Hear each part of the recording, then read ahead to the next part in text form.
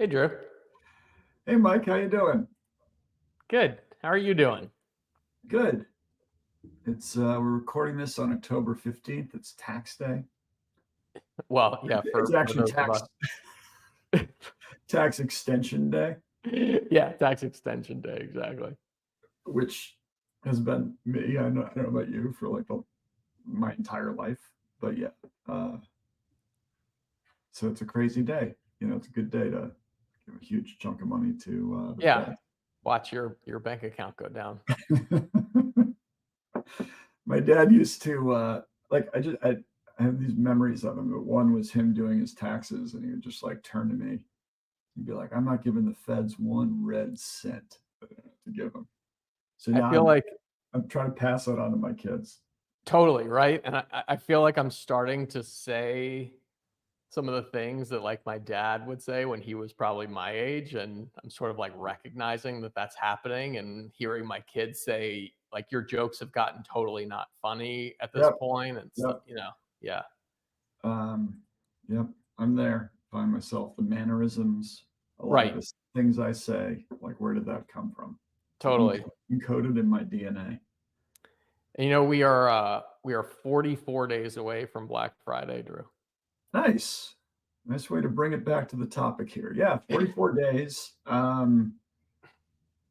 It's an exciting time. I think now everybody in D2C, that's all we're thinking about, right?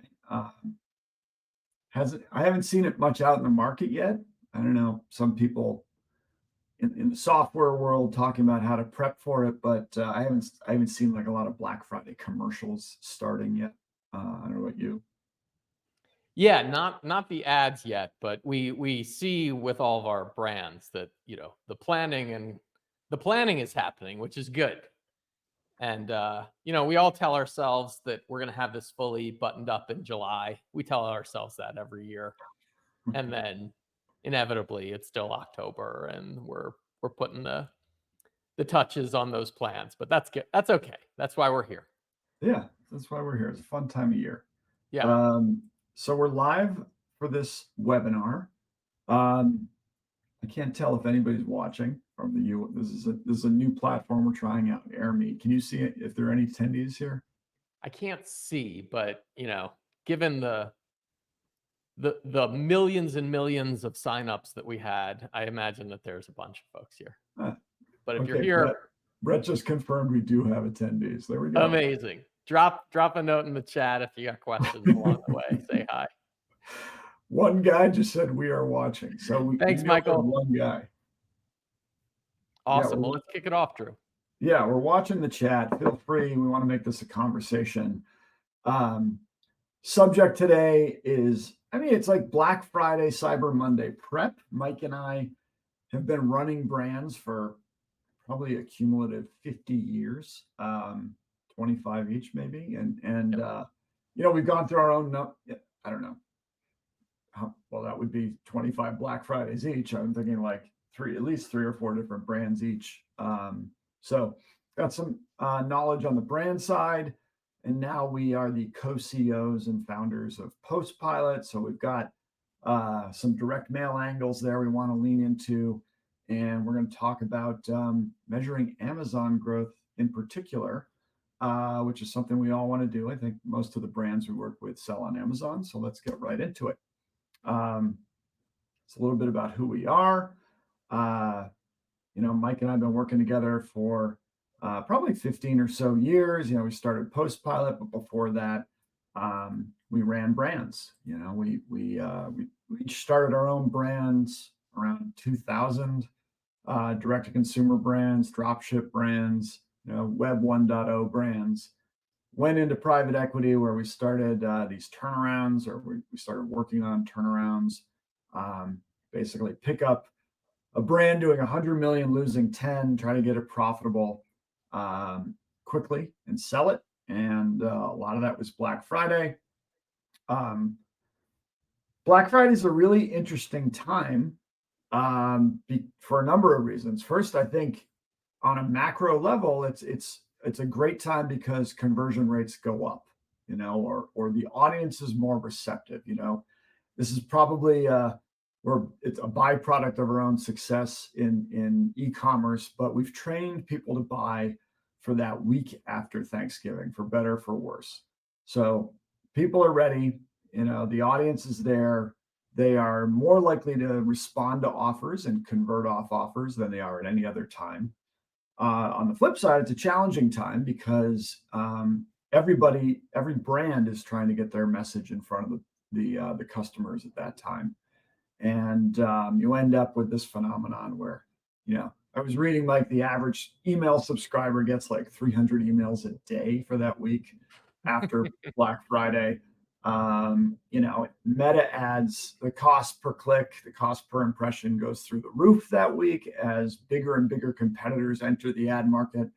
Like I was remembering when we ran Auto Anything, for that week, it was like a big surprise the first year because AutoZone and Walmart and Amazon all entered our ad market, blowing up our models. So that certainly happens. And it's just all these things point to why you would want to lean in on direct mail. Direct mail is a great channel for that week because the price is capped. What it costs to send a postcard then is what it costs to send a postcard now. It's just a great way to zig when your competitors zag, right? Like the mail box is a lot less crowded than the email inbox.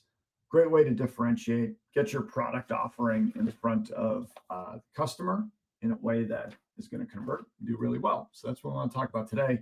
Specifically, we want to deep dive on multi-channel attribution, right? So your marketing's always been multi-channel. If you go back forever, like we've got direct mail, you've got stuff going on Amazon, you've got your pay-per-click ads, your meta ads. Mike, this slide kind of caught me off guard when I saw this photo of us, which seems like just yesterday we were in this old time pottery. We were doing consulting for Old Time Pottery and helping them with their e-commerce business. But we look a lot younger in this and thinner. Thinner, better hair. It was a little sad to think to see that picture and realize that was actually how long it's been since we took that picture. But yeah, we're doing okay. We're holding up okay. We're holding up. So yeah, marketing has always been multi-channel, and the problem has always been in measuring like how these channels are performing and impacting your revenue, right? So attribution was a lot of guesswork, especially offline. So online, obviously, you can layer a model on top of clicks, last touch, first touch, multi-touch. A lot harder to do offline. Like, how do you measure the success of a direct mail campaign, which is what we do all day? There are ways to do that, but billboards, signage, TV commercials, those things are a little bit harder to attribute revenue to. And it doesn't mean they don't work, right? I think there's a ton of data that shows that actually we always talk about Byron Sharp, who wrote a great book called How Brands Grow. And I think there's a lot of research in the book, a really convincing case behind how the top brands in every category became the top brands. And he says it's brand salience. The winners in each category, Coca-Cola, Nike, they are wherever the customer are, they're everywhere, right? If the customer is on Amazon, they're on Amazon. If they're in Walmart, they're in Walmart. If they're on TV, they're on TV, and they're just pounding their marketing message in front of the customer. You find that the more touch points in front of the customer that you have, the higher the AOVs and the lifetime values and conversion rates from those customers. So you want to be offline, you want to be online, you kind of want to be everywhere your customers are. Again, the trouble is attributing this and sort of convincing your CEO to give you the budget to do it. Yeah, absolutely. I think two quick things on this, Drew. One, it reminds me of some content that Cody Plofker has been putting out recently, who's the CEO of Jones Road, and talking about the realization that he's come to as he's scaled past 9 figures for reach being such a critical metric for brands who want to continue to scale once you've sort of hit that sort of tipping point um, in the size of the business. And you've got to just continue to be present everywhere, as you said. And the other thing that comes to mind here is it's offline channels, so billboards, TV, direct mail, things like that. But it's also how all of your marketing affects channels outside of your direct to consumer business. And so that is Amazon, obviously being a big one, and we'll talk a lot about that. Retail stores being another. We know intuitively that the marketing that we're doing online through Meta, through every channel, including online channels, is creating demand or creating generating revenue that ultimately gets captured by other channels that you don't see. You don't have the direct attribution into channels like Amazon, but we know that our Facebook ads are driving some volume on Amazon. So I think that's a great segue to this, where we dig into that big blind spot that we all have, particularly with Amazon. And for direct mail, it's the same as really any channel when it comes to Amazon. You can do geo holdouts and things like that, but they're imprecise. They're expensive because you've got to run a lot, especially for brands that are at scale. You've got to be spending a ton to generate enough statistically significant data to get any strong takeaways from some of these geo lift holdouts or other types of holdouts. And yet we know that 40% of e-commerce revenue is happening on Amazon. And what is it? I think the latest stat was something like 60 something percent of product searches originate on Amazon directly versus Google or other channels. So we know it's happening, but there was just no way of measuring it with a level of precision unless you were using like specifically Amazon ads. Right. And I think this is not a direct mail only issue, right? I mean, the slide says direct mail attribution, but email, you send out an email campaign, some of the recipients are going to go buy on Amazon and you have no way of tracking that, right? Meta, certainly. Like all your marketing spills over into Amazon. The challenge has always been measuring that. And I think what Mike and I are really excited about and what we kind of built out at Post Pilot is a way to capture those Amazon orders in your attribution. So, we've been kicking around that 20% or so of direct mail campaigns drive orders on other channels, right? I mean, that number we've read before, and nobody has any hard and fast data behind it. We went ahead and built the tool to sort of measure that. And I guess the punchline is we're going to give you what that number is probably in 6 months as brands use our platform. Yeah. So this is the big announcement that's been getting a lot of attention, and people are asking all about it after we announced it, which is Post Pilot Halo, which is the first time you're able to get clear insight into orders that your marketing campaigns are driving, specifically your direct mail campaigns are driving to Amazon directly. So you might be sending a campaign that, again, the call to action might be to come back to your website. But I know personally, I'm sure you do too, Drew, I start my product. Like as soon as I want to buy something, my first place I go is Amazon. I typically don't go to the brand's direct website because I already have my Prime account and I know I'm going to get it in 2 days and all that stuff. We all know this as marketers, again, that's happening. So with Halo, we are sending your direct mail campaigns, whether that is to existing customers or new prospects, and we're able to show you how much revenue and conversions are coming back to your Shopify website, which we've always been able to do through our native Shopify integration in real time, because we have all of that insight into which households are getting cards and then which households are placing an order.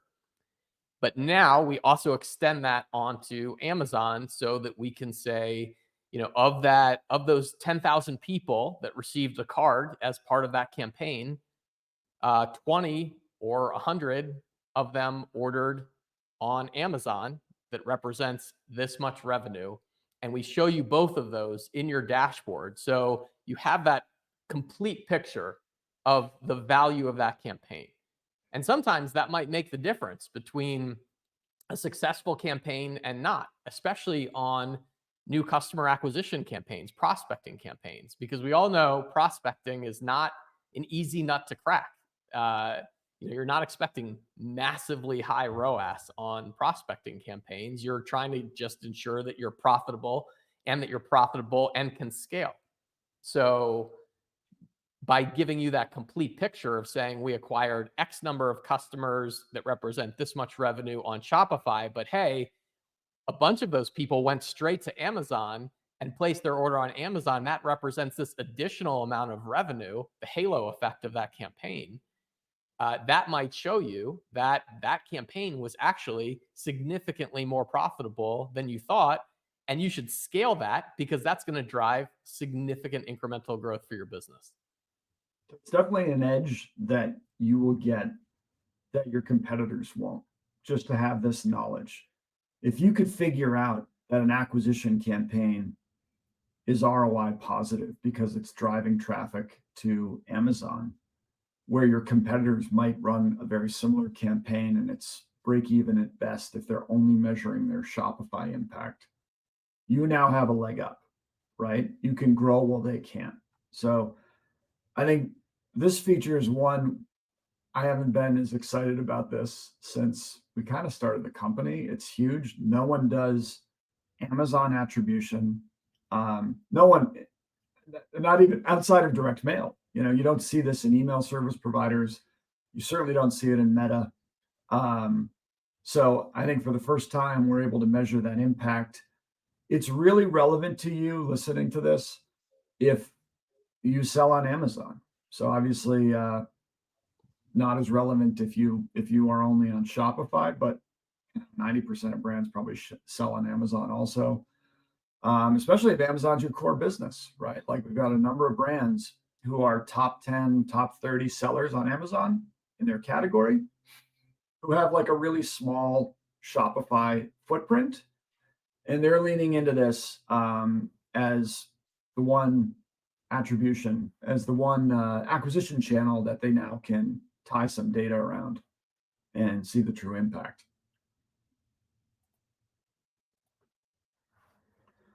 So to step back a sec, I think get back to Black Friday. Like, how is this all relevant to Black Friday? As we alluded to earlier, Black Friday is a killer time for direct mail. So Mike and I always knew this running the brands. Intuitively, it made a lot of sense because, hey, you could send out a postcard for 50 some odd cents, and that was going to be capped. The price is going to be the same that week after Black Friday as it is today. And whereas every other channel is going through the roof and getting harder to reach the customer, right? So we wanted to put some data behind that. One thing we have at Postpilot is data. Right? We've got tens of thousands of brands on the platform. I don't know how many thousands of campaigns we analyzed here, but it was like millions of postcards going out across thousands of campaigns. We went back the last couple Black Fridays and we asked the question, like, how does direct mail work, right? How did our acquisition campaigns work, or how did the brand's acquisition campaigns work in aggregate? How did retention campaigns work in aggregate? How did retargeting campaigns? Those are the campaigns where you put a pixel on your site. We correlate 60, 70% of your cold traffic to a physical address and drop a card or a catalog. How did they work? Not only how did they work top line ROAS, but incrementality. Like all these campaigns were running holdout groups, and we were able to compare the performance of the campaign versus a holdout group. In other words, this is the gold standard in marketing attribution. This is how all channels should report. They don't. Direct mail does, at least on Postpilot. And what it means is, you build out a campaign. 80% of your campaign receives your postcard or your catalog. The remaining 20% does not. Both groups see your meta ads. Both groups might see your emails, your TV commercials, whatever. The only thing you can attribute the lift to is the direct mail campaign. It's called a holdout group. You can do it right in the app. We recommend it for all large brands, and it's going to give you an incremental number. Hopefully, I mean, not all campaigns are incremental, but the majority are if we target them correctly, and the offer is good. So we wanted to know the incrementality and how that changes sort of over Black Friday. Go to this benchmark report, download it. It's free. It's just a great skim. It's really well written. So not only do we show like in aggregate the performance of direct mail over that holiday period, we break it down by category. So you can see like what is working in furniture companies, what's working for apparel brands, what's working for like supplement brands, right? You can see how direct mail did in each category. And then you can also see like what campaigns work really well. Does acquisition work really well for my brand? Is it worth it? You know, what about retention for my brand? Am I able to increase the lifetime value? You know, what are my competitors doing and what kind of returns are they getting? You know, we put some highlight numbers here. We were curious, you know, it was a 6x9 postcard, which is obviously bigger than a 4x6. Is it worth the upgrade in postage? You know, whatever it cost, a couple cents extra to upgrade that card. Is it worth it? Well, you know, across thousands of campaigns, you get 67% higher ROAS. Okay, so is that good for you? You know your margin structure, you got to back into that. But that's the data, right? Do customers who receive direct mail, like the direct mail version of my Black Friday offer, are they going to perform any differently? Well, the answer is yes. Customers who touch direct mail have a 7.5% higher AOV. And you're going to see they buy more and they buy more often than the customers who just receive your emails, right? Incremental ROAS. So I believe this was for retention campaigns, 3.5 times median incremental ROAS over Black Friday. You're going to get strong incrementality during this period. We didn't include the acquisition number. I think it was like 4.5 times incremental. So you want to be acquiring customers through direct mail. Great way to do that, by the way, is to put some of your top sellers on a 6x9, right? Just quick and easy acquisition campaign. Order rate. Okay, so not only are people ordering more, they're ordering more often. It's 8.5 times higher, 8.5% higher, right? 8.5 times higher. We'd be done, man.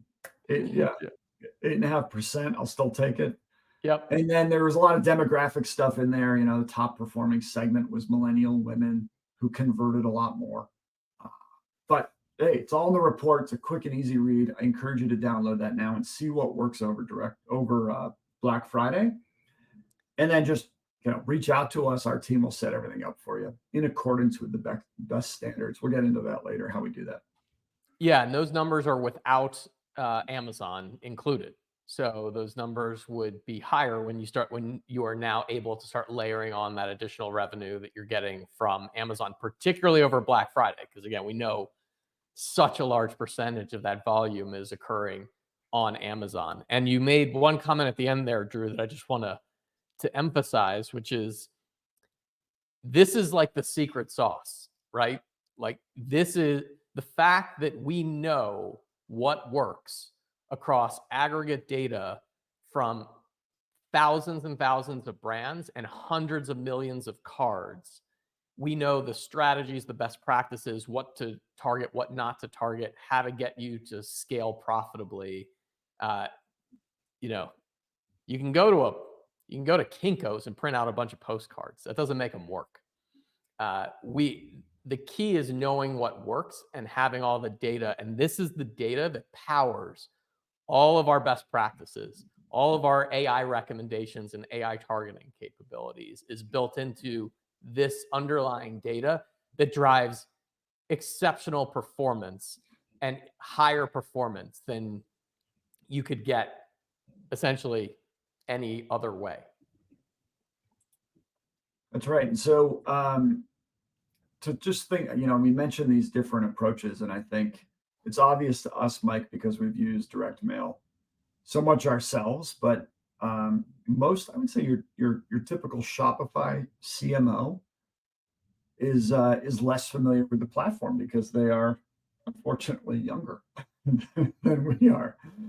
So it's eye opening to them and maybe to you that on the retention side, you direct mail, think of it a lot more like email, right? Like you've got the customer data, you can send a postcard to them. You can do an upsell, a cross sell, a post purchase.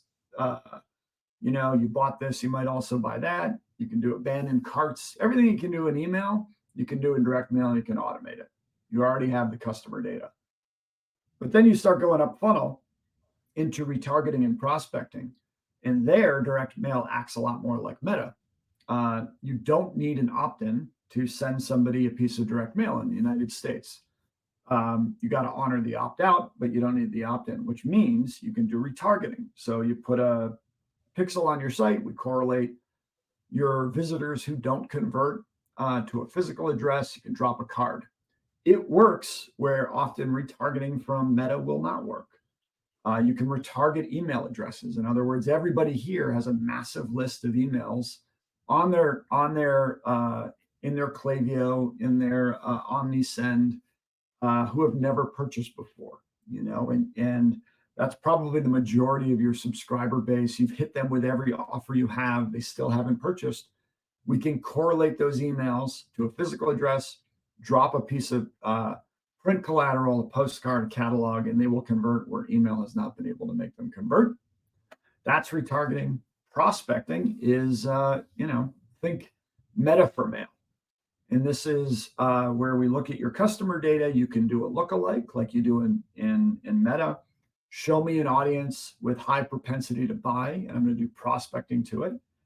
Or you can target off of more traditional, or I should say, or you can target off of more traditional demographic and direct mail attributes like, gender, household income, buys at a Whole Foods, has diabetes, does CrossFit, whatever. These are all data in our data set, and you can target off of them too and do prospecting. So it's really direct mail, unlike all these other channels, is a full funnel channel. And now, again, just to go back to the theme, you're able to measure the impact, not just on your Shopify and on your D2C, but through Amazon as well. Yeah. The only thing I'd add there, Drew, is, again, it's the underlying data that powers the performance for all of these types of campaign. So again, it's more than, prospecting. The image that people have in their head of direct mail prospecting is like junk mail. Like I'm batch and blasting to a zip code, or maybe I'm layering on a couple basic attributes like, income or age. We have thousands of data points on hundreds of millions of consumers, including a tremendous amount of just proprietary data. And that is ultimately what drives the performance. It tells us who to send to. It also, perhaps even more importantly, tells us who not to send to, because we think it's not going to be a good use of your budget. And that's what drives the best possible performance you can get from all of these strategies, from retention to retargeting to prospecting. Yeah, and I should say that these three buckets, prospecting, retargeting, and retention, are three that you can really, this is how you should think about Black Friday, right? You should be leaning into, you could and probably should be leaning into all three.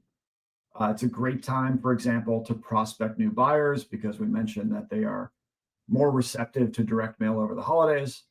It's a great time to retarget. Everybody gets a surge in traffic over the next month. And if you don't believe me, look at your data from last year. You want to capture some of that traffic in a retargeting audience. Whether or not you send the postcard now, maybe you want to do it in January, but start capturing that audience. It's free to put the pixel on your site, start building a retargeting pool. And then retention. I mean, this is a great time to go back in your customer file to people who last ordered 2 years, 3 years, 4 years, 5 years ago, and try to win them back. Oftentimes, many times, most times, it's cheaper to do that than to acquire a new customer. So we like that retention and reactivation angle too, especially over the holidays. Yep. And as you jump to the next, I'll just answer one of the questions that popped up in chat from Michael, who asked about whether you can see uh, revenue that's coming through authorized retailers for your brand.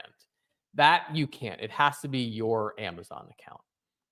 And also, we're tracking based on recipients of your campaigns.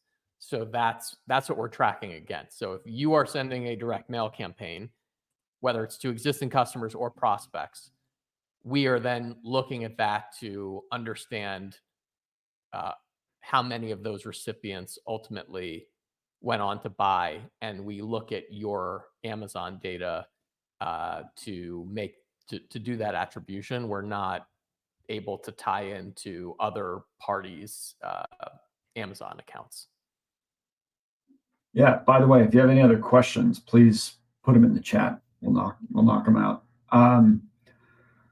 So that brings you through Black Friday, and then I think what you're going to learn if you do experiment with direct mail over Black Friday over this Black Friday is you're going to love the channel.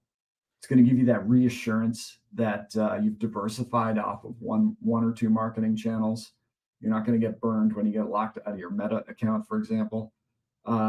It's always good to have a little diversification and build a resilient business. So we see brands leaning in, just continuing really those two things, a combination of automated campaigns, always on campaigns across acquisition, new customer acquisition, retention, and retargeting. And then the one-off, the big launches and promos, Valentine's Day, New Year is a great time for supplement brands, things like that. Just like you do in email, you get that cadence going of the automated campaigns that are constantly driving returns, and then the one-off promo announcements. I think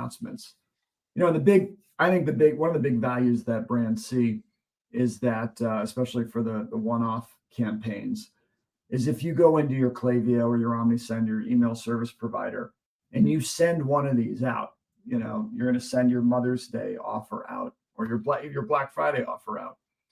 You look at the data afterwards, and you're going to see that you all have this giant swath of previous buyers. You've got tons of people who have purchased from you before that are in Klaviyo, but the number that actually open the email and are subscribed and engaged and hear about this offer from you is often like a small sliver of all those previous buyers. It's this very rich audience. We've seen 10%, 20%. I encourage you to go into Klaviyo, create two audiences, one of all your buyers and one of the buyers who have opened an email in the past, 60 or 90 days. You're going to see the difference. And what direct mail does is allow you to take that offer and flip it to the other 80% who have kind of gone dark, right? These are people who have unsubscribed, never subscribed, or are not opening your emails. So I think that's a big value of direct mail. You know this offer works. You've seen it work in email. Just flip it to a wider audience that is not responding to your email offers. You can also, with our Halo product, improve your Amazon SEO. So many of you sell through brick and mortar stores. It's a big key there, improving store velocity to increase placement and get rolled out to more stores. Well, the same thing happens on Amazon. The more you use direct mail to increase your velocity of new product launches, of sales on Amazon, your SEO there is going to get better. And you're going to, it's just like a flywheel that you're going to start, your costs will go down as you're higher up in Amazon. Yeah, I think that's exactly right. And we hear that from brands a ton. For the examples that you said, Drew, it's primarily retail store velocity and Amazon velocity. we all know how valuable and important it is to drive increased velocity, because if it's in retail, your buyers will, maybe give you an end cap, or they're going to expand your distribution from regional to national if you're selling through. For Amazon, it's SEO juice. That velocity is what's powering your rankings. And so all brands are saying, it's worth so much to me to improve those, but I just don't know. It's hard because I can't measure it. And I'm, as a digitally native marketer, I'm used to being able to track the performance of all of my marketing campaigns through to conversion. So I just don't know how to allocate my budget, or what to spend on, or whether to increase spend or decrease spend on a particular marketing campaign, even though it's so important, because as you said, it becomes that flywheel effect. Investing a bunch in juicing that initial velocity such that your rankings shoot up means that, again, you're going to get found more often, and then velocity tends to stay up as a result of that. So now you can do that with a level of uh, actual analytical rigor and actual attribution data to say, I know this is having a positive effect on my Amazon velocity, so I'm going to keep investing in it to keep further improving my position. We've got a question, by the way, which is, what's the best time? What's the best time to launch a direct mail campaign? We recommend it goes out about 10 days to 2 weeks before Black Friday. And the key is landing in that sweet spot of not so early that, people have forgotten, or, they get distracted by something else, and not so late that they don't have time to take action, or maybe they don't check their mail every single day and didn't get it in time. You don't want to cut it too close. So we have it landing typically a little bit on the earlier side for Black Friday, because a lot of people are thinking ahead about what they want to spend on over Black Friday. So those early access campaigns are super popular with our brand. So yep, Amazon already landed theirs. I got Target's catalog the other day. Like, Amazon's not idiots. It's like, one thing, when you think about direct mail attribution, it is more of a longer bell curve. You don't want to do the offer where it expired, it's valid between noon and 1 p.m. on next Saturday, right? You want the offers that are a little bit more open-ended, over the Black Friday period, because your catalog or your postcard is going to arrive. Customer is going to throw it down. The kids are going to circle things, whatever they want. You're going to give it to your spouse. It's going to go on the fridge. This thing has been worked over by my kids, and placed right in front of me. We're open to the list page. So think about it like that. As Mike said, 10 days before is a great cutoff. Can we perform magic and do it later? We can. One of the things that makes Post-Pilot different is we have print facilities on the East Coast and the West Coast to reduce time to home and enable us to do quick turnarounds. But I would say, don't test us on that. Our team, you want it to be there. You want it to do work for you. So now's a good time. Now, between now and the end of the month, you reach out. Our account management team can do everything for you. We'll do the design, we'll do the strategy, we'll do the deployment, all complimentary, and we'll get you teed up to arrive in home with plenty of time. Yep. And those early access campaigns are awesome, because they make, especially if it's reactivation of previous customers, and even for prospects, making them feel special without doing anything different than what you were going to do already from an offer or discount perspective for Black Friday. Giving people early access to a Black Friday offer feels exclusive, feels really good, personal, and gets them to convert. And you also are capturing that wallet share earlier in the season. So that's always really important too, because once it comes to Black Friday, people might have been thinking, this is on my list, but maybe they ended up buying a few other things, and they realized I don't have I don't have the budget to buy more stuff. So locking in that share of wallet earlier is really valuable, and early access through a personalized postcard campaign can do a really good job there. Let We me also had, go. go ahead, Drew. I was going to say, let me go a couple more slides and then we'll answer some more of these questions that Sure. are coming in. Because I think the next slide after this is relevant to some of them. But, you know, the big boys are all using direct mail. Your Hexclads, you know, your Portland Leathers, your Squatches, right? It's not on here, but Ridge just had a podcast where they talked about using it. So it's like trusted. I think it's something that I see brands use as they get bigger.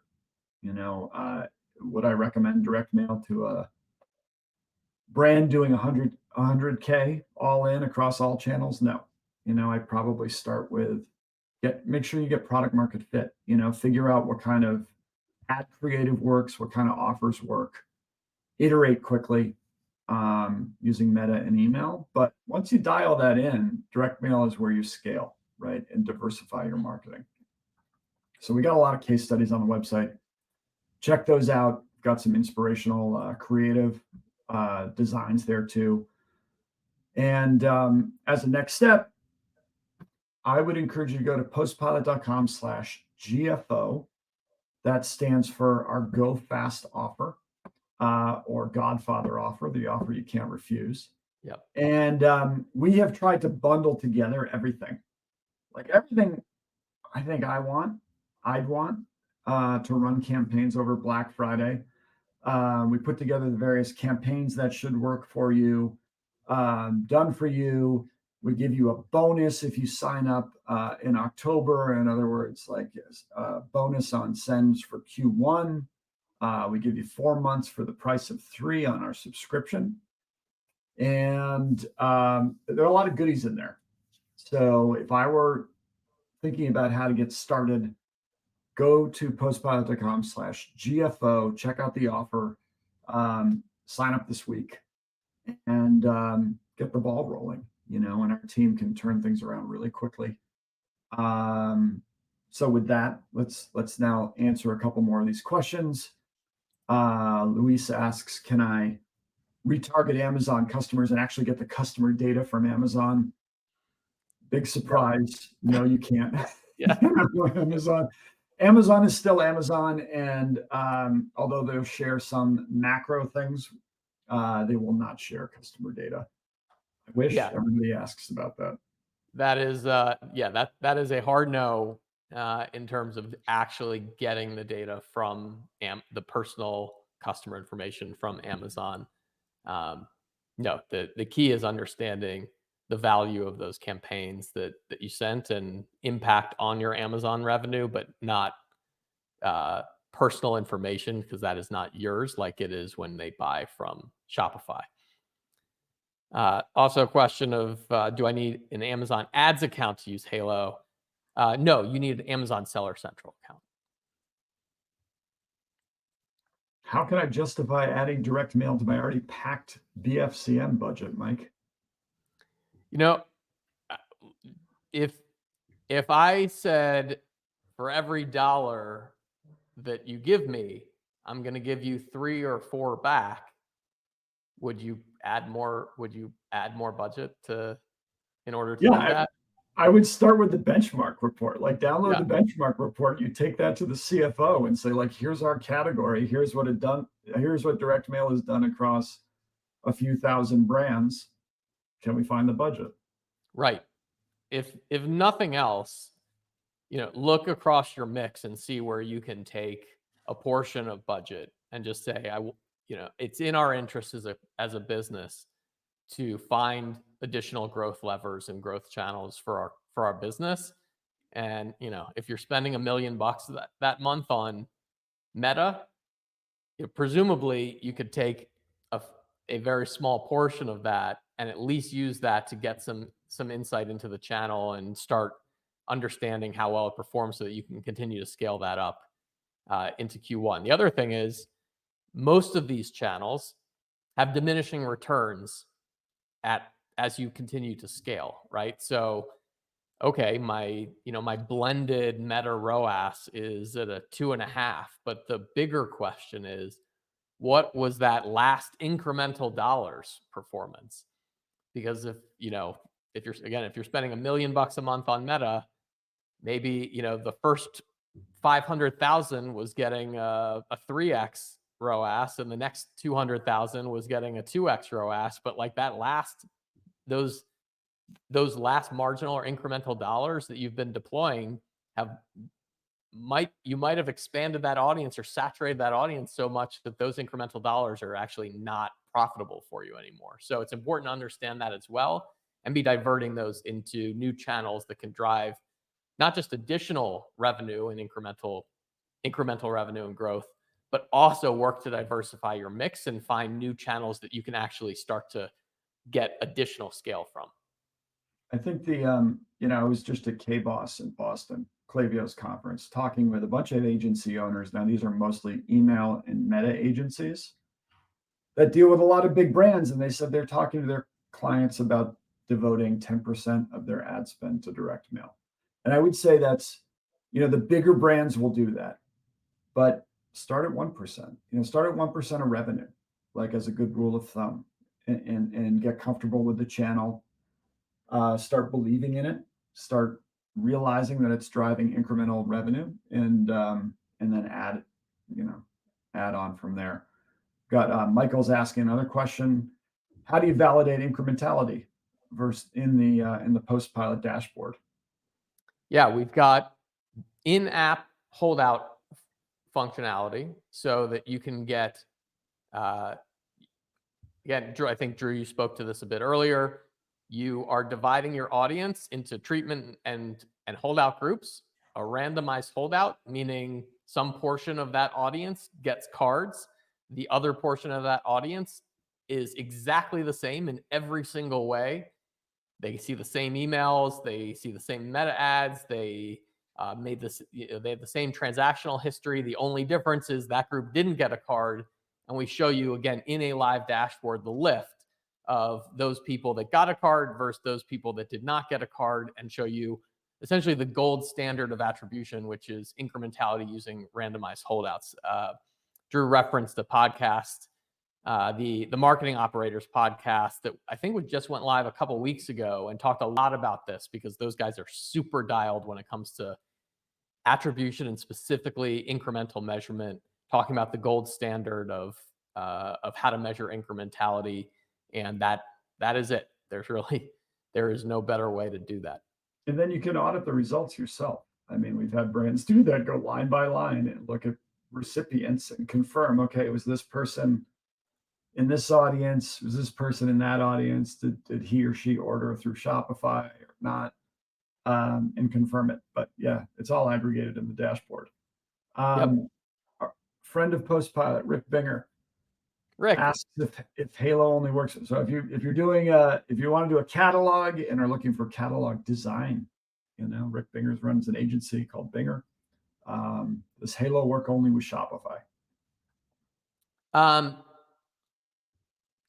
Not necessarily, in that we can still see if you have a list of recipients and we send out to that list, even if that list did not originate from Shopify, we can still give you the attribution data of how much revenue from that list was generated on Amazon. So it's not, what you won't see then is how much of that revenue occurred on your e-commerce website, unless we do, I won't go technical weeds here, but we would have to do sort of a manual match back if you're not on Shopify to see how many of those orders occurred on Shopify.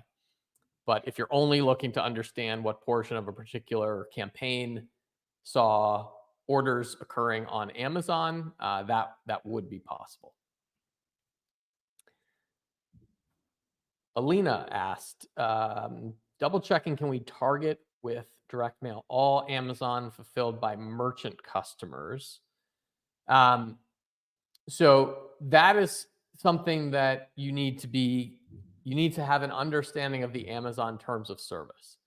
So I don't want to explicitly direct you to say you can market specifically to Amazon customers who came to you by fulfilled by merchant, because Amazon does have restrictions on you directly targeting Amazon customers with marketing campaigns across every channel, not just direct mail.